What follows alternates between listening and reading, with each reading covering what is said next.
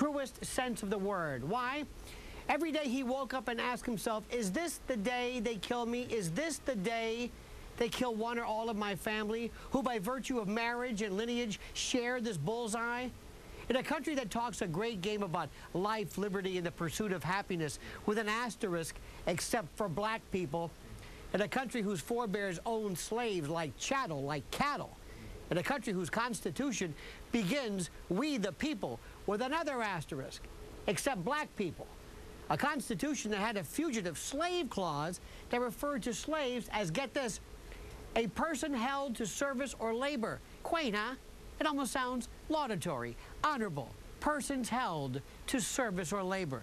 It was in the Constitution until the 13th Amendment finally ended slavery in the land of liberty and justice for all. Well, most. And where did Dr. King dare to demand civil rights? Seattle? Boise? Nah.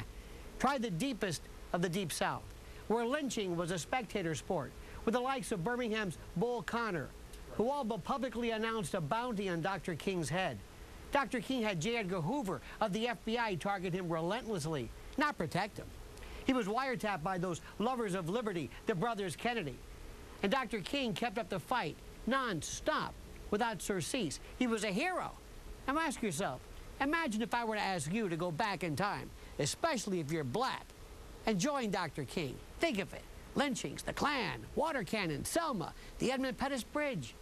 You'll be a part of history. You go into parts of the country that just a century ago were so hell-bent on enslaving and chaining humans like cattle, like livestock and pack animals, so in love with slavery were they had a civil war and sacrificed over 620,000 Americans. That's 2% of the population. And they thought nothing of it. Give up slavery, civil rights, in this great country? If you were black. And I say that because African American is technically wrong. Because you weren't American. You weren't even a human being. No, you were a slave. But if you were black, the First Amendment meant nothing until the 13th Amendment in 1865. This is what Dr. King sought to undo, and he did it every day until they killed him. Yes, they. Not some loser, some lone wolf. James Earl Ray, please. Will you people learn once and for all the MO of the inside job? Wake up!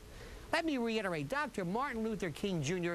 exhibited a bravery and valor that to this day astounds me, because he was on his own. The horrors he faced weren't the hate crimes, bias crimes of harassment. He faced death every day, and death is what they gave him. And those who were sworn to protect him were either LIHOP or MIHOP. They either let it happen on purpose or made it happen on purpose. Happy birthday, Dr. King.